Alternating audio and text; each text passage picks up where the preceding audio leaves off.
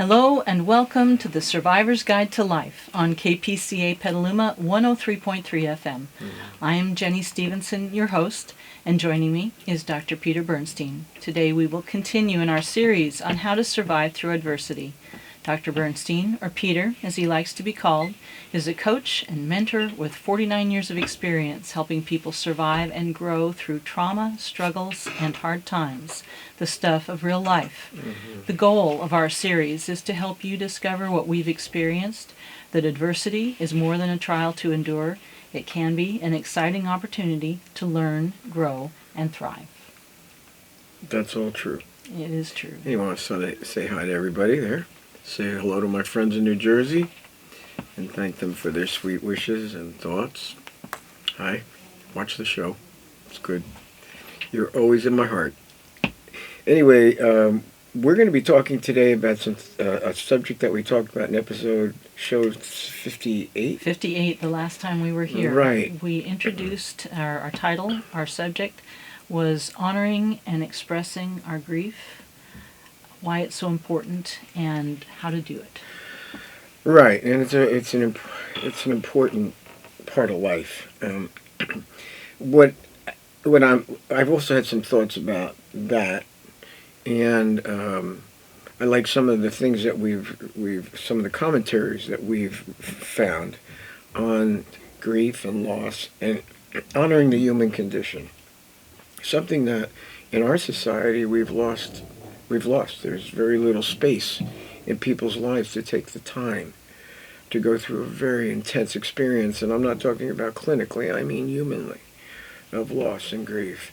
So we have put a lot of emphasis on it, and certainly at our institute we make sure people have the opportunity to deal with their grief in a safe place and give it some meaning and purpose.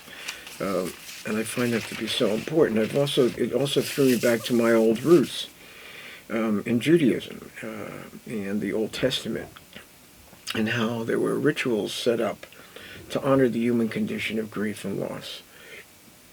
And although I'm not a practicing Jew anymore, although I was raised as what they call a very observant Jew, a lot of it is in me, and it's important. It's important in the sense that there really is an honoring of the human and a respect for the human condition, and it's given very special significance, and certainly in Old Testament Judaism, it really is, and that means that means a lot to me.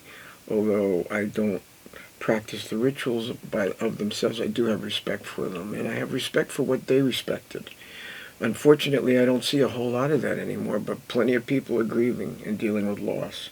And they're lost because they don't know what to do with it. So we spent some very good time about it, reading some introductory commentaries on it last week, which I thought were very good. It was a good discussion. I want to add another part to it. Excuse me. The other part is the impact of loss and grief on loved ones and caregivers. We've done a lot of episodes on that. Excuse me.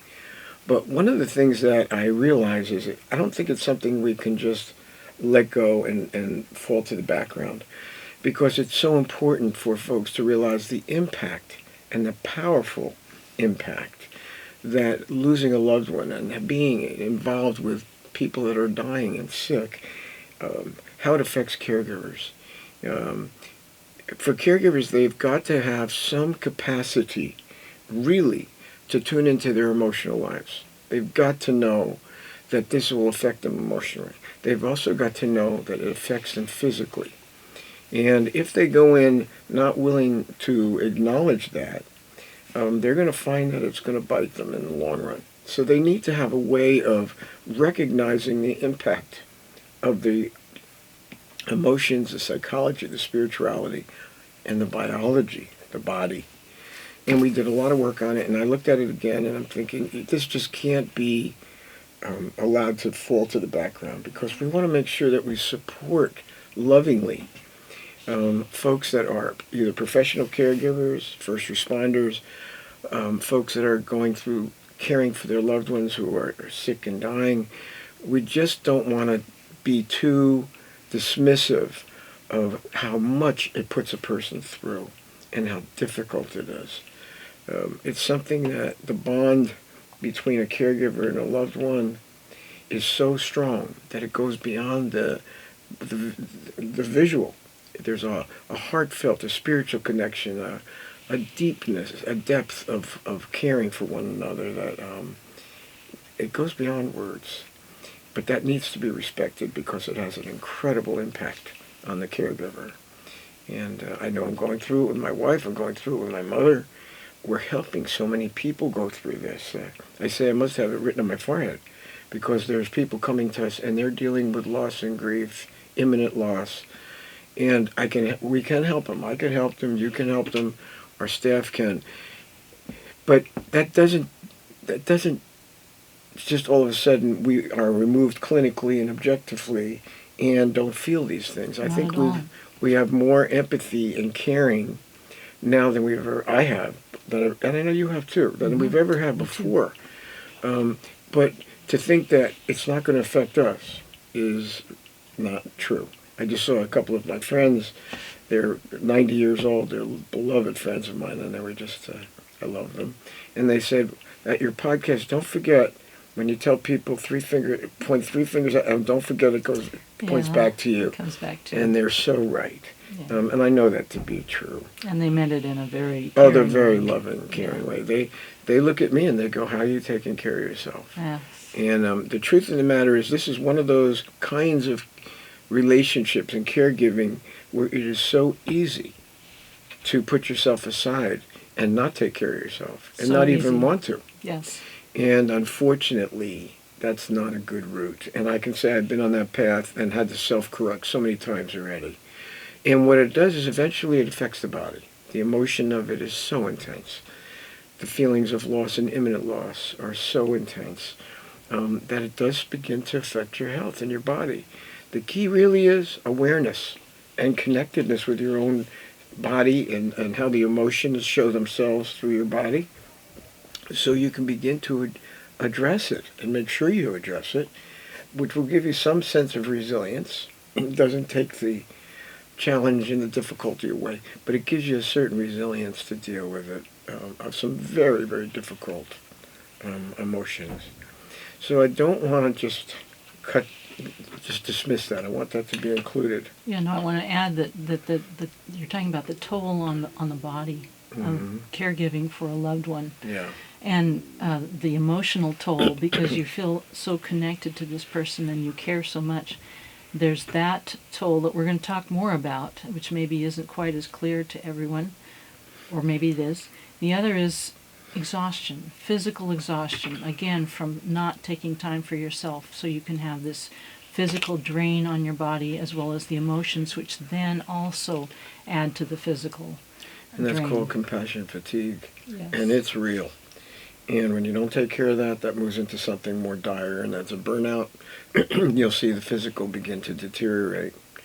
And why we see so many the statistics show so many caregivers can pass away even before the person they're caring for. That statistic is really, when I hear 63%, it's a high statistic. Yeah. And yet when I think back in my history, it's absolutely, I've seen it happen. So have you. Yeah, I have too. And I remember, I have a recollection of, now that I'm taking care of my wife, of my grandmother and my grandfather taking care of her, and she went blind, and she had dementia, and she seemed completely debilitated. My grandfather died 9 years before she did, and she was the one that looked so really devastated, near death. It took, 8 or 9 more years. But my grandfather passed away. How many times have we seen that in the last few years with caregivers? It does happen. It's a devastating kind of situation to be in. Even dealing with the incredible profession of caregiving, and I say that with such respect. Right, and appreciation. And appreciation. Now, I tell you the truth, I never would have had such involvement if I hadn't been going through it myself, even though clinically I've been taking care of people for almost 50 years. To be this immersed and to meet such fine people and to see what they're willing to go through, and the love that they show, and the nurturing and nourishment to the relation, as far as and skills, just astounds me. And I feel it's a real privilege to know these folks.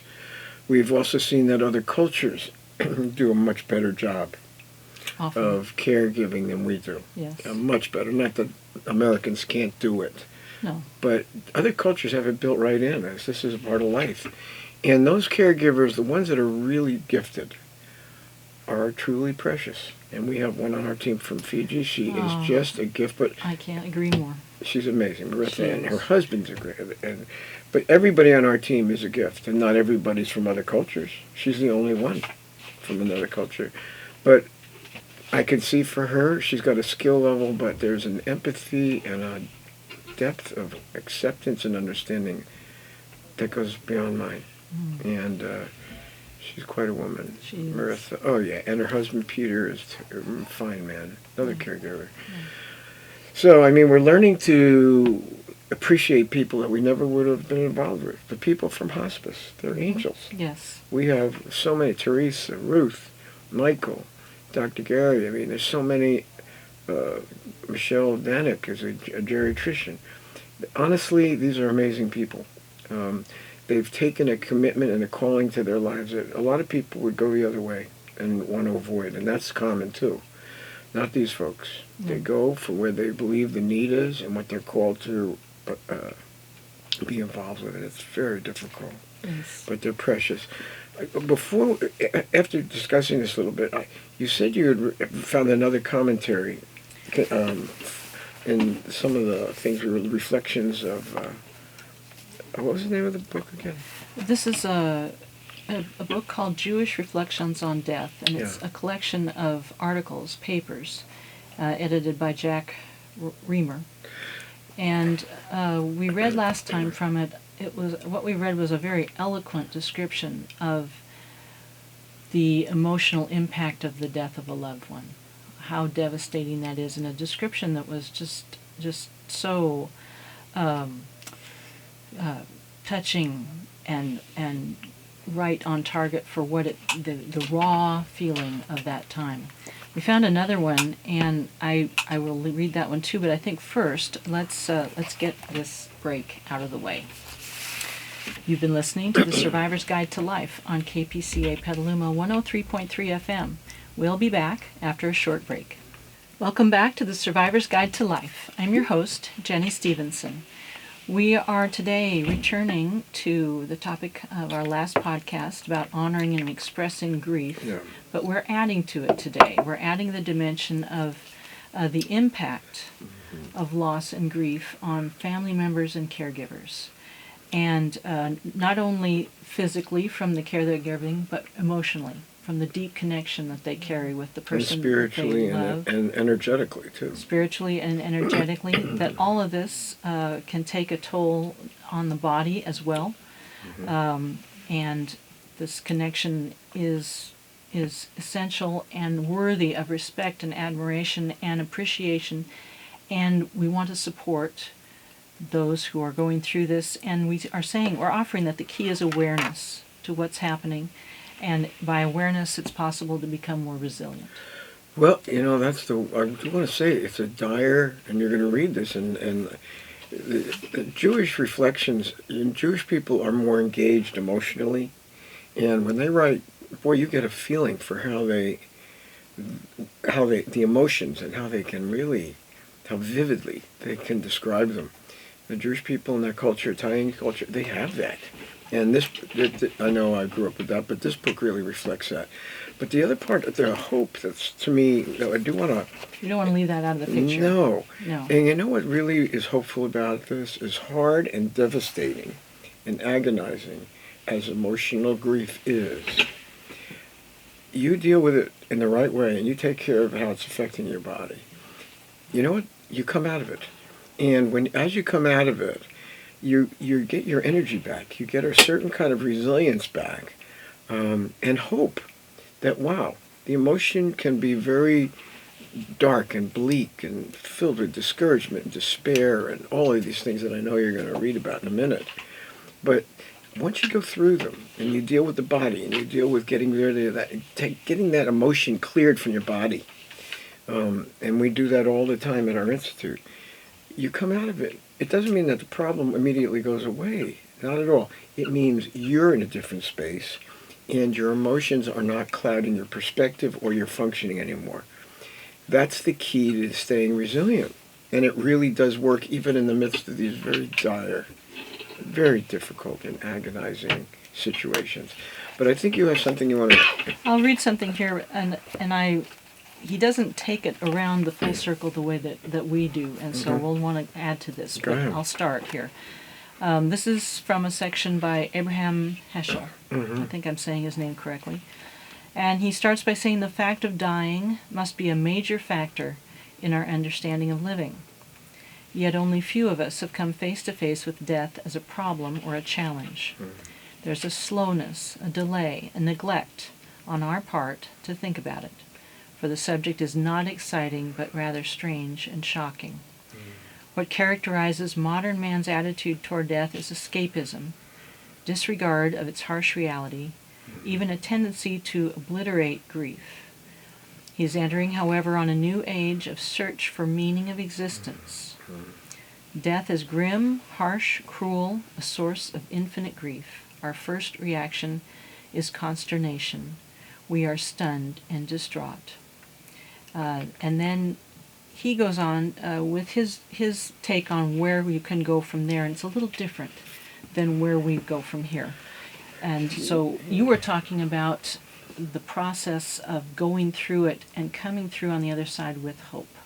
Right. And we have a little different perspective, but it's still is not dismissive of the agony of grief and pain. I don't want to be can't be dismissive of it. But I do want to say there is hope on the other side. And it's not a hopeless outlook on life anymore. And yet we're talking about a condition of life when you're in it. Hopelessness, despair, discouragement, the dark abyss of doubt and pain and all of these things is definitely part of the emotionality.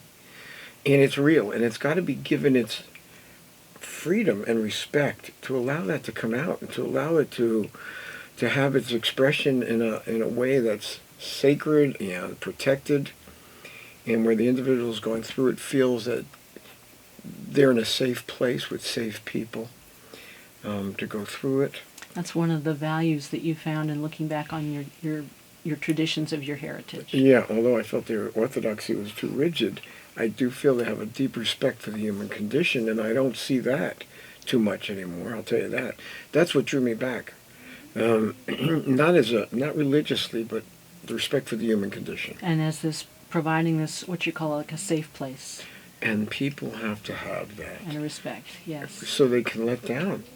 So I've talked to people, they lost loved ones, and I was just talking to some friends of mine and their son, who's just lost his wife, and then now his son's got cancer. And I talked to him, and he's doing a lot of things to take care of himself. And I asked him, have you grieved? And he says, no. And it was 3 months since his wife died, and he loved her. He stayed right by her side to the end. And it wasn't that he was deliberately avoiding it. He just said it hasn't come up.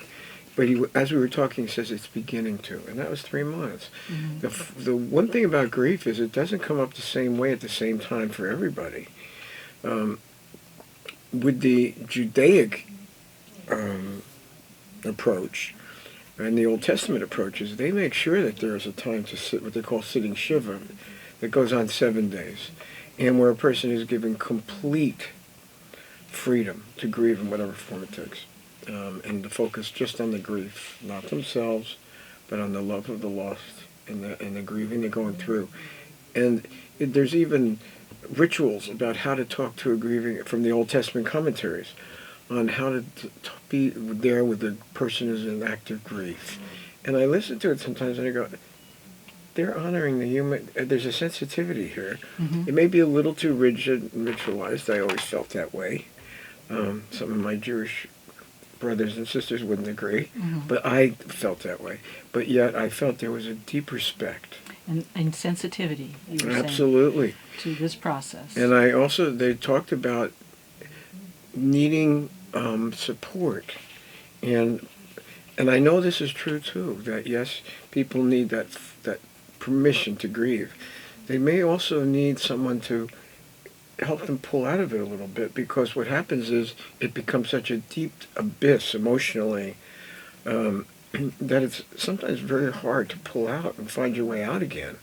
And sometimes it takes other folks that have more perspective, who love us or care, to help us pull out, to shift us. And that's completely legitimate. In the Jewish tradition, they talk about where you go from grieving to mourning, and that's called Kaddish. And they say Kaddish twice a day, at least the religious observant Jews do, like my dad and my relatives. And they do that for 1 year afterwards, but they're not allowed to grieve. And I used to think, personally, it was ridiculous. And there's where Peter became very cynical of what he was seeing. Yeah. Because I knew people grieved longer than 7 days, and they didn't have permission anymore to allow it to come up. And I find grief can come up out of nowhere. You've said before that grief is not linear. No, it doesn't it's not. happen in a set step form. No, it it can doesn't. come up and it can go. And it does. Yes. So, I mean, you got to have room for that, too. So there's where Peter separated himself from some of the rituals of orthodoxy and being an observant Jew. Because I know, and I know today much more than then, hey, wait a minute, people need to grieve, and they got to have permission when it comes up to let them go, leave them alone, let them do that, and let them have that permission. Mm-hmm. So I saw that would be put compartmentalized in a way that wasn't so good. Mm-hmm. But where we are today is we're respecting some of these Old Testament observances for respecting the human condition of grief and loss, but we're loosening it up, and we're not going to get so rigid and compartmentalized and ritualized. I have trouble with those kind of things. We're recognizing the value of allowing full flow of grief, but we're also recognizing that sometimes you do need to help pull someone out. I know it happens a lot, where it takes a loved one, another person, to come alongside to shift you, to realize, hey, you can't stay in this abyss. It's very hard to find your way out unless you have people there that can kind of begin to shift you and get you back on track. It doesn't mean they're dismissive of what you're going through. It means you got to go on with life, and there will be another day. Now, for me to say that, I say it very cautiously and carefully, because I also know how hard that is. No one's dismissing the impact of losing a loved one. No one. And we're certainly not going to do that. I couldn't. Because I sit here and I don't want to let go of my wife, and yet I know there'll be a day I have to let go. So I look at that and I go, I'm going to grieve. And I'm grieving in other ways because she's going through a deteriorating process, and that's called the ambiguous loss. What's the point of having a PhD and being in this work 50 years? I still can't. It's not one of those rubber meets the road words. It isn't. It's not a practical word. No kidding. No. It's a little too academic. It is, and those words don't sit well with me. But anyway, it is a good word, though. It captures this very important. Well. Yes. Because that's a word that honors an experience. Excuse me. That honors the experience of grieving as a person's dying, as you're caring for someone, and they're still alive, and yet they're moving away, and the relationship you had, the person they were, is going. People that have had strokes, dementia, Alzheimer's, deteriorating physical conditions go through this, and if you're a caregiver for them, a loved one, you know that you will grieve, and that ambiguous grief is intense. Yes. It's not all the time, but it happens.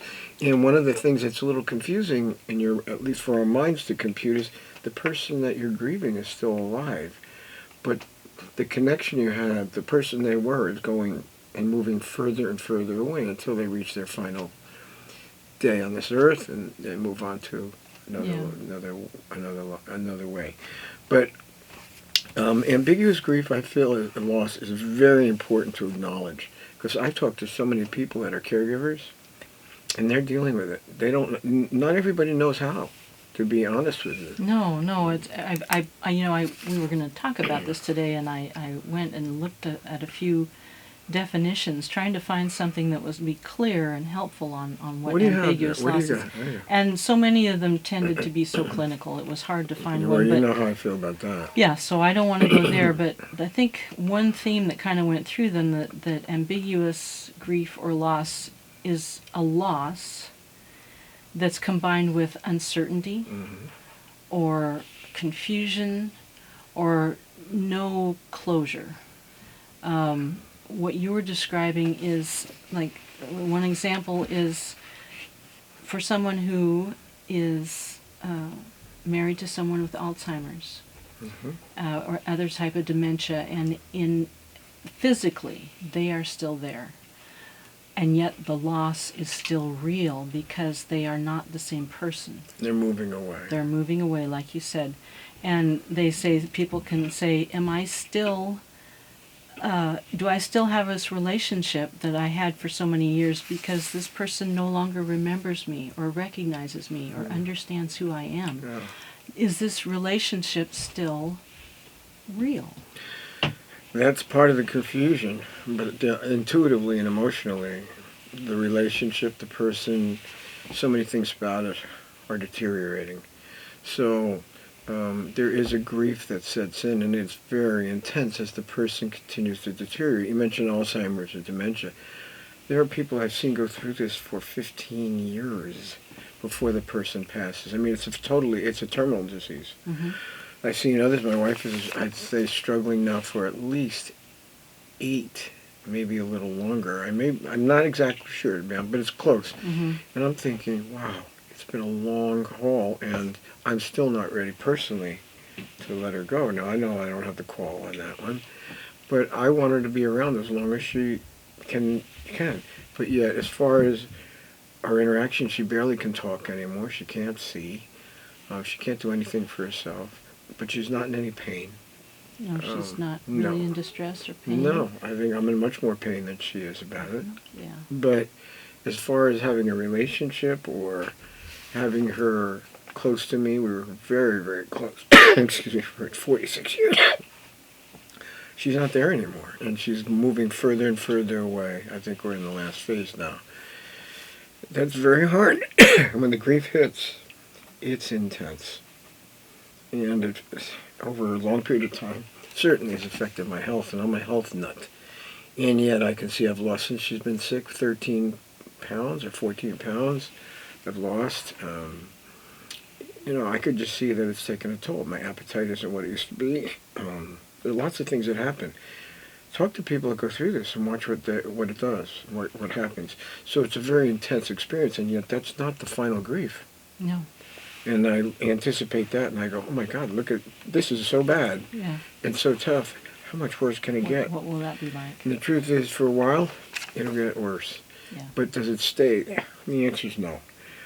Even with ambiguous loss, what I discover is I do know how to deal with my emotions and my body, and I do know how to give myself that permission to deal with it privately, and I do. And the intensity of any of the Jewish writings on it are absolutely a good description. They are. But I know something else. I know that deeper down, I'm going to get through it, and as these emotions are cleared from my body, I'm going to feel better and more resilient and be able to come back to work, come back to dealing with my wife, and appreciating life. Like all of those things do come back. Let's come back to that. Yeah. We've been listening to The Survivor's Guide to Life on KPCA Petaluma 103.3 FM. We'll be back after a short break. Welcome back to The Survivor's Guide to Life. I'm your host, Jenny Stevenson.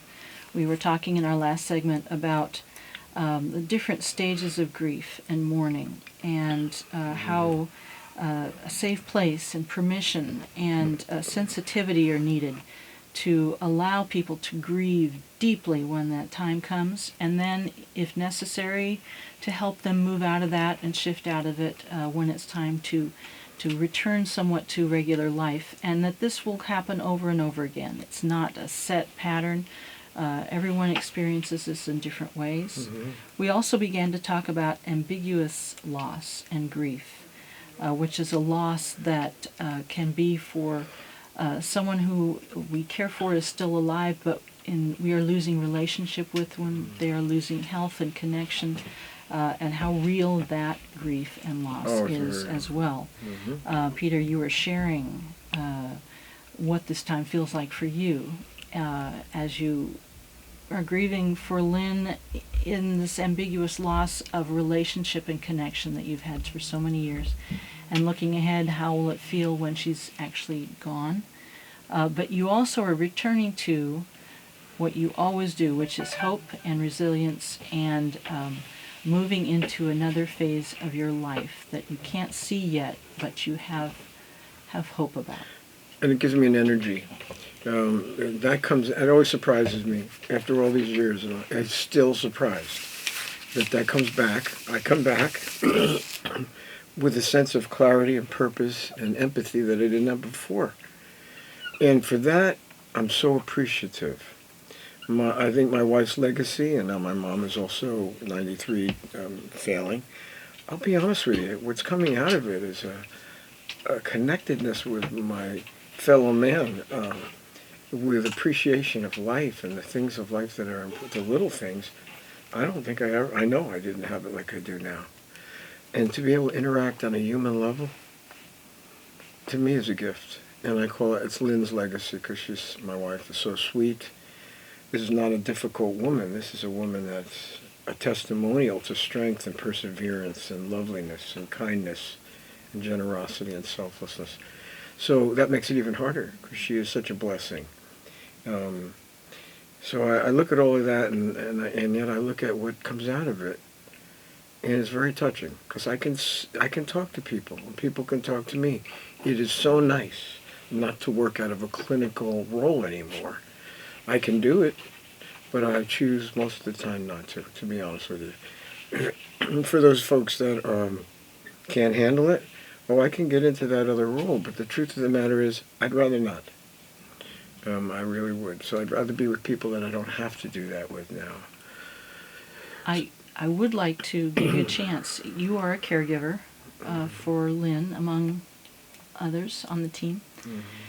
And we started today knowing that we wanted to add in the part of the challenge to caregivers and the toll that caregiving takes on body, emotions, spirits, our spirit. And what you are talking about is resilience right now. Right. And let's get into that aspect a little deeper of the toll on the body and the mind from caregiving. Well, that's just what I was going to get into. I'm glad you made a nice segue into that. The thing that happens for folks that are caregivers is they're empath, a type of person that's a very caring, engaged person. They're more sensitive. They're more receptive. And because of that, they have great abilities for caring and giving and nurturing and nourishment and love and selflessness. Astounding. They also have a vulnerability, though, of taking on the energy, because they're giving all the time. And in these relationships that we're talking about, of course you have to give all the time, because the person you're taking care of, that's what you're called to do. They don't have anything left to give. I mean, what can they give? So we're doing this, and it's an acceptance that you have to give, and you want to. And you want to give them the nourishment, the nurturing, the love, the selflessness, to make them feel comforted and safe and loved, right? Okay, and that's all perfect and wonderful. The problem is we take on the energy. We become depleted ourselves. And we're not always aware of it, because we're looking at a person that needs everything we have and more. We disregard ourselves. We can disregard ourselves. Very easy to do that. And even though we know better, and self-care is so important, and I'm a so-called expert at that, I am no expert at times, because self-care doesn't come up.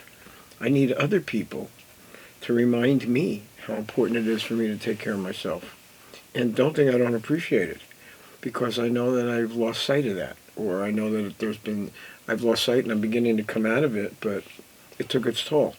So there's an importance of understanding that we give a lot. And in giving a lot, you've got to know how to restore yourself. So we talk about resilience. We talk about how to read the body.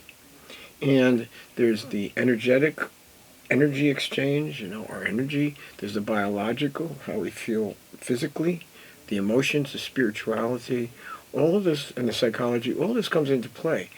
We have to have an awareness of ourselves to know how these things work in ourselves. I've seen a lot of caregivers, they don't have all of this, and they don't have a real respect for their emotional needs. They really don't, or they don't have much understanding of what it's going to take. And this isn't a one-shot deal, and you got it. It's something that's part of a process you have to deal with a lot. So, and it's very easy. Here I am, an expert, been in the caregiving business for almost 50 years, and I can assure you that I do forget. In fact, more than forget, I don't even want to remember. I want to take care of the person in front of me. But yet, the toll accumulates. What we really need to have to happen is to be understanding of our own bodies and the effect that these emotions have on our bodies, the energies, how they show up physically, what they feel like. We've got to know what ours are like with all of its history. We've got to know what's normal for us and what is the additional burden of taking on the energy and the grief. And the grief. Absolutely. And we've got to know that that's an addition. Yes. And then that's going to take an even stronger, I don't know, I think it takes even a stronger toll. But the key really is you still got to recognize it, and then you got to deal with it. You got to take the time to do it. You got to know that these things have the remnants begin to show themselves. I mean, you think about giving and giving, and depleted to the down to your toes. And what begins to come up is being overwhelmed and being, I hate to say it, but people get resentful. Mm-hmm. They start getting negative. And that's the last thing you want to do in a relationship like this. You want to be positive. You want to be nourishing and nurturing and loving and selfless. Those are pretty wonderful things to do. And yet the other part's part of us too. And unless you begin to recognize it, it has a cumulative effect. The negative does. Mm-hmm. And the resentments begin to grow. And what usually happens, what we've seen that leads to burnout, and we've seen this happen to so many people and caregivers, is that their presence and their impact gets more and more negative. We've seen it. I've experienced it. You've experienced it. Everybody we know has experienced it in some form. Fortunately, we're more committed to turning it around quickly because we want to be the best people we can. Mm-hmm. So we know we don't want to study that. But we've seen too many times how that, if it's not taken care of, leads to a buildup of anger. Yeah. And the stress levels get intense. I'll just add, and I know just that this adds to the conflict that can happen in a family if a family is doing the caregiving for this person. That this type of thing not only affects one person, but it'll affect the whole picture for someone caring. Oh, it can. And boy, I've run into it. And this is a very vulnerable state to be in. And when you get the negativity building up and the anger and the resentment, it causes some really intense conflicts. Yes. I want to say I know how to deal with it. I'll tell you how I deal with it. If it gets too negative, I just cut it off. I will not let myself go there because I know how much energy it takes away from where I really need to put it. But it comes, and you just nailed it. That's a big dimension to this, is family dynamics. Can be rough. Yeah. Wonderful team efforts are just the opposite, which we have. So that's a nice part of it, and we know how to put those teams together. But we also, I know I have family that's not very pleasant, and I frankly don't have the time for it at times. I just tell them, I don't have time for this. I have to stay focused on what's really important. Doesn't mean it doesn't bother me. No. It's just that I have to regroup quickly.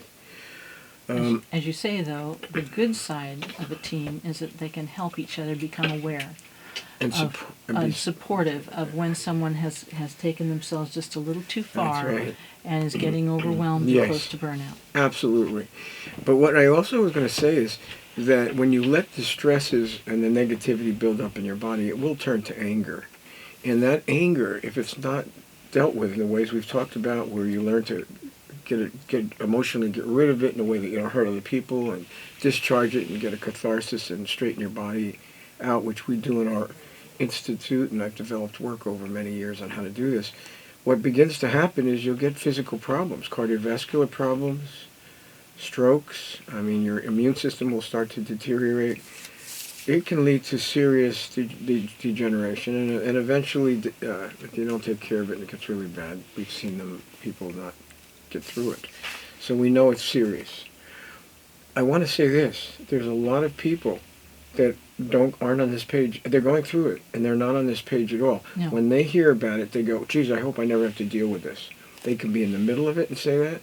They can see others dealing with it, and you know it's going to happen to them. It's a part of the human condition, and they go, gosh, I hope I never have to go through what you're going through. And it's like everybody has to go through it at some point in some way. We've seen a lot of people not even want to get close to this. Let's come back to that. Come back to that. You've been listening to the Survivor's Guide to Life on KPCA Petaluma 103.3 FM. We'll be back after a short break. Welcome back to the Survivor's Guide to Life. I'm your host, Jenny Stevenson. We've been talking about the impact on caregivers of grief, in addition to the heavy burden, can be very satisfying, but the heavy burden of caring. Empaths are often caregivers, and they are excellent at nurturing, giving, but they are also vulnerable at taking on too much and disregarding their needs, physical, emotional, spiritual. You're right. And if this happens, they can become overwhelmed, and what builds up is resentment and anger. Can lead to conflict with other caregivers and family members, and ultimately it can build up to be a physical burden on their body. They can get sick, and the bodies start to break down. We wanted to return to that, and I just want, if you want to go here or not, I want to throw into the mix that we had talked about possibly somaticized grief. That's a big word. And the other was protracted grief, where people don't want to touch this subject. And that's kind of where you left off. So I don't know if either of those is something you wanted to get to. I think we're onto something a little close to that, because I was alluding to, or not alluding, speaking directly. We're talking about empaths, the folks that do engage and do give and don't deny what's going on. There's a lot of, they have vulnerabilities and stumbling blocks. We all run into them as empaths. There's also a big part of the population that doesn't want to deal with this at all and is in denial. To listen to this broadcast today, they would turn it off in a minute. Yeah. It's too negative. No, I don't want to hear that. And I understand, but they're on the wrong track. We've seen it in families where there's certain family members, all of a sudden they disappear, and they're not having any part of it. They don't barely admit to themselves or anybody else it's happening, and that they're losing a dear and beloved a loved one. We've seen it happen to lots of people. People I've talked to say, geez, I hope I never have to go through that. And they're 80 years old, and they're talking like that. And I don't want to confront them on that, but part of me is saying, this is part of life. I mean, people do have to face these things. Many people avoid this like a plague. And they're setting themselves up for a devastating time. A crash. Yes. That's going to be very serious.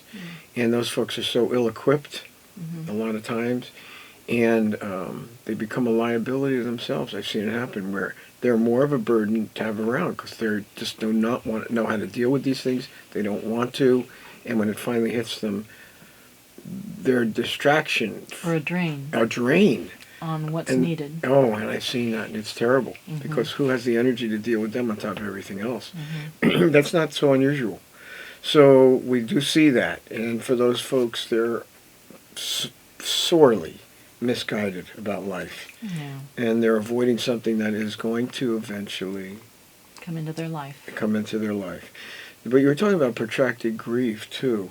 And one of the things about protracted grief, and we've seen it because we've helped a lot of people who come to see us at the Institute, and these are folks that never stop grieving, or they never complete it, or they never allow themselves to even go through it. We've seen that is a real serious situation because it follows them and it begins to affect their whole life and their relationships, their outlook. And we've seen how destructive that can be. I actually found a somewhat helpful description for this. Let me read a little bit Go of ahead. it. The grieving person who is in protracted grief is incapacitated by grief and so focused on the loss that it's difficult for them to care about much else. They can often ruminate about the death and long for being reunited with their loved one. They can feel unsure about who they are anymore and what their place is in the world. They develop a flat and dull outlook on life, feeling that the future holds no prospect of joy, satisfaction, or pleasure. We've seen folks that way, but we've also seen another dimension to it where some folks do not allow themselves to grieve. And so it lingers. It's buried under the surface. It's buried. It's and it's very similar to this. Yeah. It's just what are It's you... like a cancer. Yeah. And it just begins to, it's like an infection that grows deeper and deeper and affects just the way that you described the outlook, Mm-hmm. how negative and very angry and cynical and hopeless, and I mean in many aspects of their lives. That to me is trouble. So protracted grief is an issue. The one you're describing about is another one, and I've known people, they can't get out of their grief. Mm-hmm. And it's consuming them, and the rest of their life, and I don't mean over a short period of time, begins to deteriorate. They lose interest. They don't engage. Mm-hmm. They're very negative and cynical, bitter and angry and resentful. I've had people even say to me, and I know what they, that friends of mine and their widows were mad at me because I was still alive and their loved one died. And they admitted it later that they were so mad at me because here I am still alive and the person they loved died. Yeah. And they can get very resentful and bitter. Something that you understand. But I do. And still. I had more people that have done that apologize to me later on. Mm-hmm. But those are the folks that couldn't come out of it. And they stayed there a long time. I've had others that it's still so much a part of them. Some person I was talking to, a lovely lady, and her husband has been gone now over 30 years, and she's been engaged 3 times. And she cannot consummate a relationship because she's still carrying the loss so deeply. And she only recently, if I understand it, only recently is starting to wonder what this might be about. Well, I assume that. I'm not sure. Yeah. But I've seen that. I've heard that. And, it's heartbreaking because this is a nice, I'm thinking of one lady, a lovely lady. Yeah. But she's a little, you're right, she's a little bit confused and questioning, why did that happen each And that time? is part of protracted grief. It is. Yeah. And I could understand it, but no one ever got her through it. So she's still carrying that. And it triggers, obviously, as she gets closer and closer to a commitment, and she can't do it. She just backs out for one reason or another, or cuts the person off. I've seen that many times. Mm-hmm. So we're talking about the destructive effects of protracted grief. So there's a time when you've got to help people come through it, get through it. It'll always be in their, the loss will always be deeply connected in their heart, but they don't have the hope that they can go on with their lives. They don't make any room for anybody else or anything else in life. It consumes them. That's very destructive. Mm-hmm. Can it happen? Yeah. And do I have empathy and sensitivity about it with people? Oh, yeah. But do I think it's okay to stay that way? And the answer is no. So they need help. They need support. They need care. And they need to recover, which is what we specialize at the Institute on, is helping people recover from the trauma. And Mm-hmm. it is traumatic loss. Mm-hmm.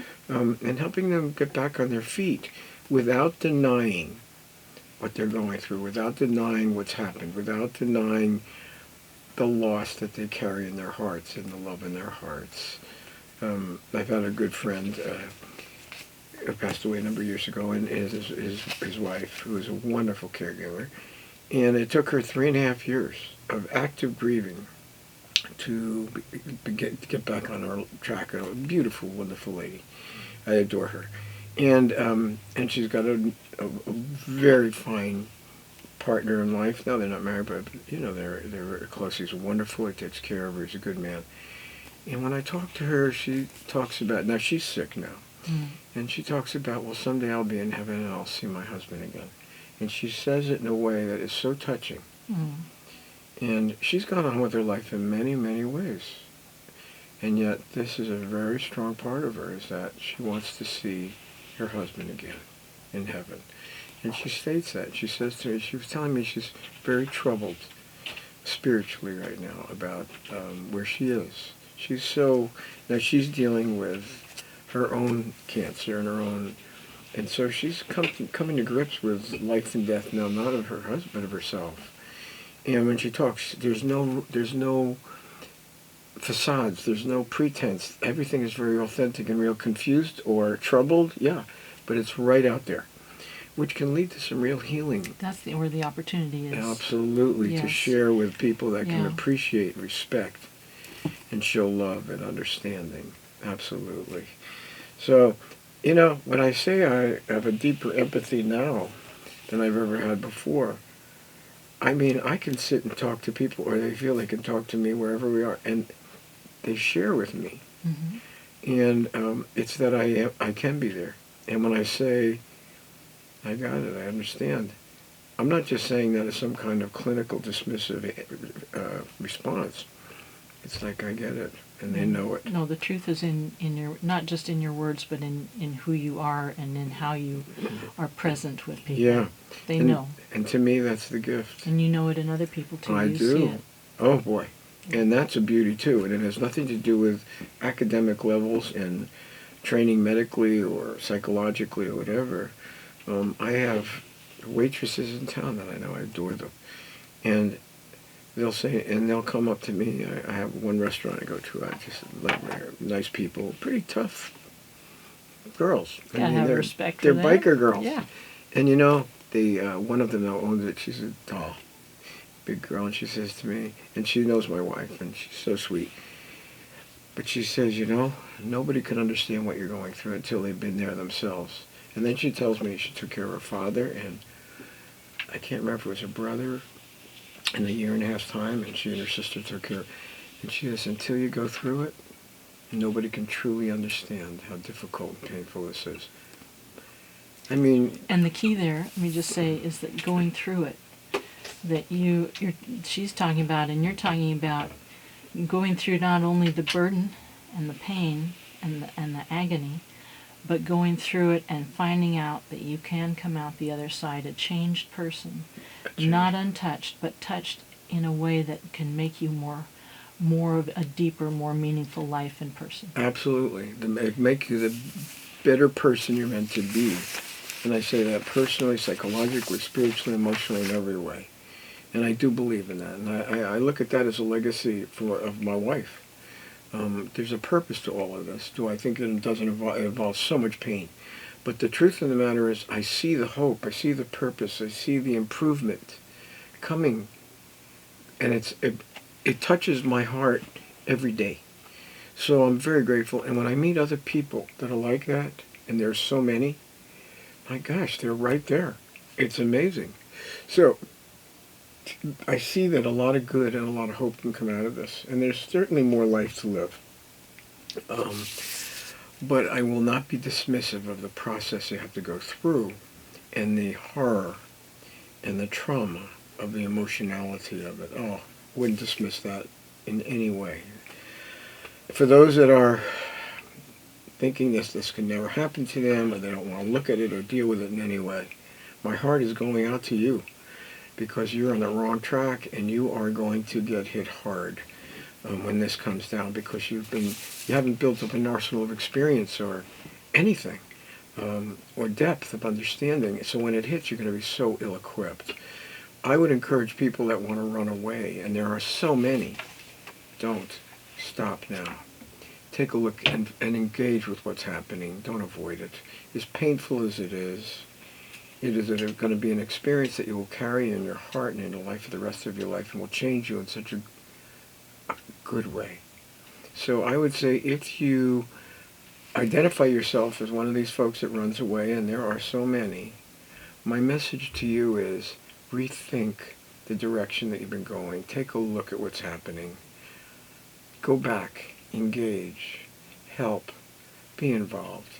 Yes, it's going to be very painful, but the outcome will not leave you with a burden of guilt and remorse and resentment for the rest of your life, or not resentment, but